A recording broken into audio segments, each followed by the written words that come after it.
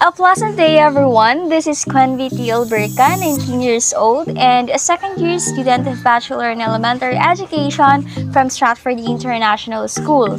And for today's class video discussion, we will going to cover the whole Chapter 6, which talks about other education and teacher-related laws, which consist of 12 lessons. So, without further ado, let's get started.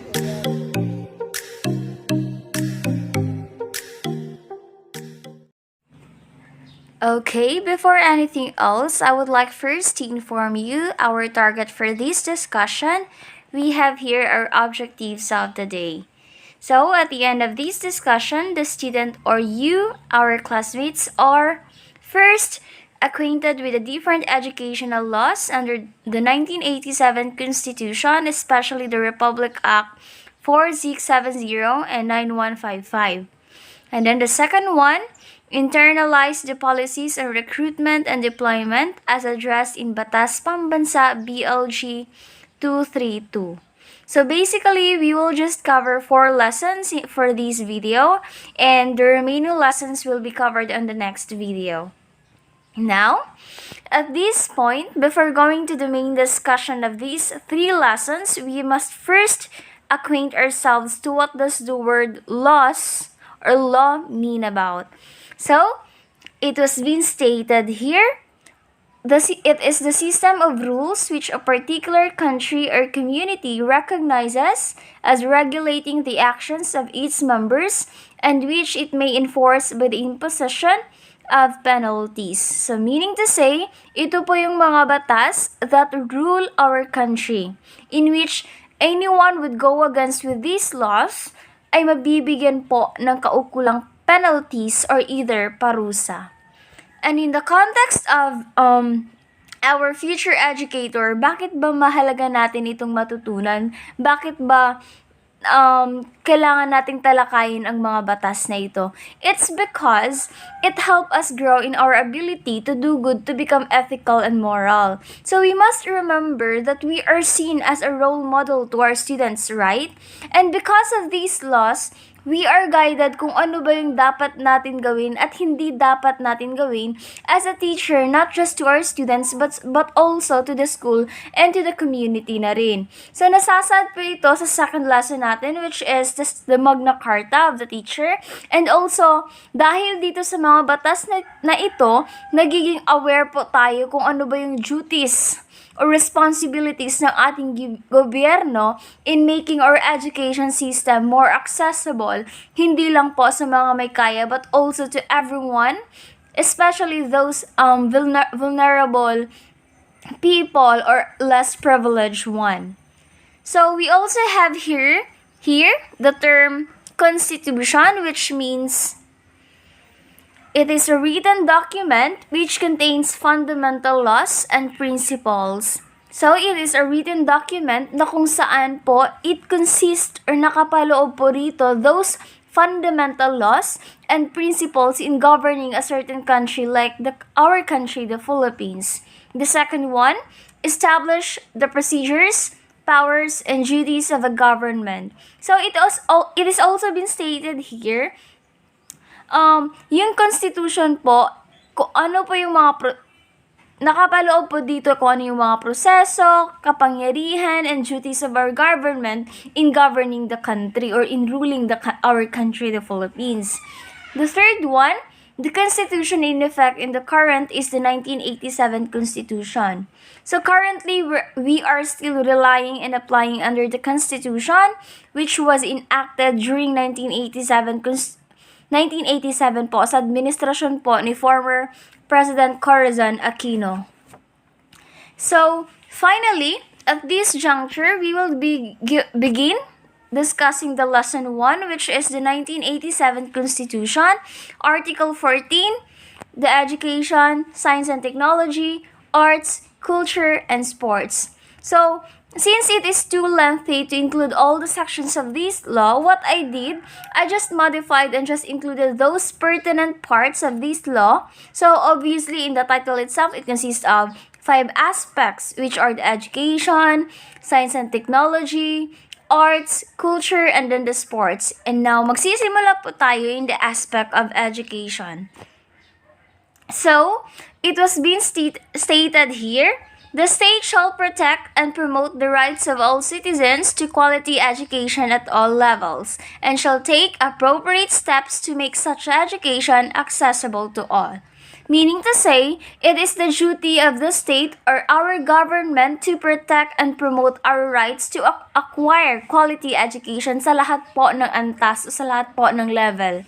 It is also the duty of the state to make steps or mga pamamaraan or ways para po mas maging accessible yung education sa lahat po ng mga Pilipino, hindi lang sa mga may kaya. And throughout this discussion po, malalaman po natin what are those ways that our state do or did to make our education accessible to all. So, it was also been stated in the right side of the right side box. Establish and maintain a system of free public education in the elementary and high school levels, without limiting the natural right of parents to rear their children. Elementary education is compulsory for all children of all age, which means it is also the duty of our government to establish systems that could make public education both in elementary and high school level that are free.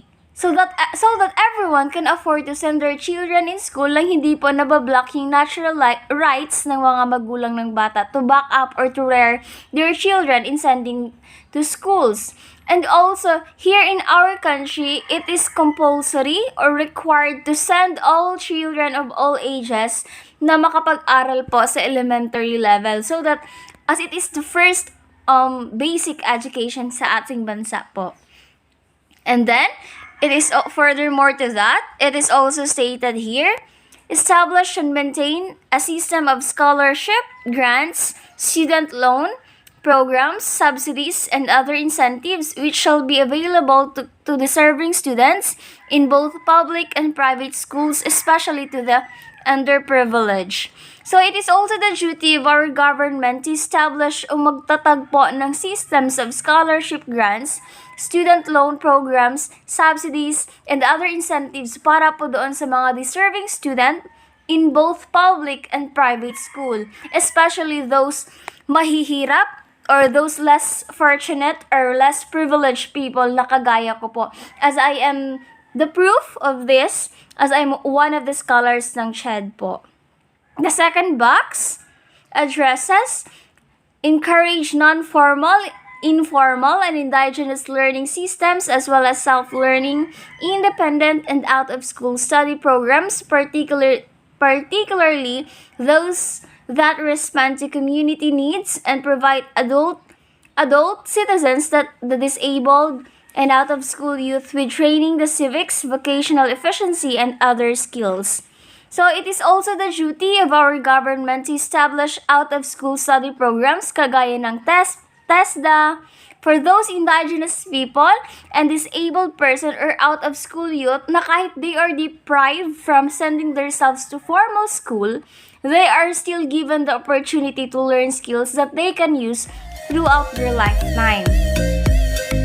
Good day everyone, I am Orlando P. Galiano Jr. and I'm going to report to you the Science and Technology for Philippine Constitution, Article 16. State that science and technology are essential for national development and progress. The state shall give priority to research and development, invention, innovation, and their utilization, and to science and technology education, training and services. It shall support indigenous, appropriate, and self-reliant scientific and technological capabilities and their application to the country's productive systems and national life. So it is mainly about the development of technology for our country. So it's all about the innovation, the invention, and it focuses on the researches, of course, in science. So why? Because we all know the importance of technology in our human life, especially during this pandemic. Every one of us really do appreciate technology. So that is why the Philippine government really includes this this in the Philippine Constitution so that every Filipino citizens will be educated about technology. Hello everyone, I am Rizamay A. Franilia and I will be the one to report the arts, culture, and sports. So Section 14, the state shall foster the preservation, enrichment, and dynamic evolution of a Filipino national culture based on the principle of unity and diversity in a climate of free artistic and intellectual expression. So, in this section, there is a need to raise national awareness and pride in our rich culture and national identity, which can be seen in all forms of art and culture as well as the historical and religious item. So the Philippines is very rich when it comes to the arts and culture. So we have this well-known artists na nakikilala sa buong mundo. It's because of their artwork or masterpiece. So, every masterpiece na nagagawa nila, they can promote it internationally kung saan nakikilala tayo ng ibang bansa. It's because of our culture, kung gaano ito kaganda at ka-unique sa lahat. So, in Section 15, the state shall conserve, promote, and popularize the nation's historical culture, heritage, and resources as well as artistic creation. So, the Philippines culture in a variety of Philippine languages, it links to the country's history and cultural inheritance and it should be promoted among Filipinos. So, dapat natin promote yung sarili nating kultura upang mas lalo pa natin itong payabungin. So, national culture has an essential role in conserving and motivating contemporary literature as well as introducing the future generation to the Filipino values that our inherited it from our ancestor. So, in a way of this, like for example, yung mga sulat ni Dr. Jose Rizal. Kapag may nakikita silang mga sulat ni Dr. Jose Rizal, ay kinukuha nila ito at inilalagay sa National Museum upang makita ito ng mga next generation. So, in a way of this, mas lalo pa nilang makikilala kung gaano ba ito ka-importante sa ating bansa. So again, in order to preserve the culture of the Philippines, we should study our own culture and discover also para mas lalo pa nating maintindihan yung mga culture backgrounds natin. The state shall recognize, respect, and protect the rights of indigenous cultural communities to preserve and develop their cultures, traditions, and institutions. It shall consider these rights in the formulation of national plans and policies. So, these rights in the formulations of national plans and policies, sabi dito, yung bansa daw or the Republic of the Philippines ay dapat maprotektahan lahat ng kultura na nabubuhay dito sa ating bansa. Kaya nga, dapat natin bigyan sila ng respect and protection, yung mga kapatid nating Muslim, Teboli, Blaan, and other tribe, to preserve and develop their cultures and traditions. So, again, in order to preserve the culture of the Philippines, we should study the art and our culture. Kaya nga meron tayong subject na arts, culture, music, and etc. It's because nga para mas lalo pa nating maunawaan yung kanilang mga background kung ano pa ba yung hindi pa natin alam tungkol sa kanilang arts and culture. So in sports, the state shall promote physical education and encourage sports program, league competition, and amateur sports, including the training for international competition. So, kung napapansin nyo, way back when high school tayo, elementary pala, hanggang high school tayo is, meron tayong mga sports, no, na kung saan ay nakikipag-compete tayo sa ibang school. Tapos, kapag nanalo ka, is magkukumpit ka naman into the municipal level hanggang sa maging provincial level at hanggang sa makaabot ka na sa palarong pambansa. Kaya nga, hanggang sa pag-college natin ay meron itong mga physical education kasi nga, it is stated in 1987 Philippines Constitution natin na that in order to be fostered self-discipline, teamwork, excellent in developing the healthy living citizens. That's why physical education is needed. And it will give rise to the natural born athletes that will compete, and give pride and honor to our country. Hindi lang ito siya, nasabi nating part lang ng subject natin. It's, nagiging part na din ito ng ating bansa to give a pride and honor to our country. Like for example, nila Senator Manny Pacquiao and Miss Hidilyn Diaz. So that covers our lesson 1. At this point, we will going to proceed or to continue the next lesson, which is the lesson 2. Stay tuned!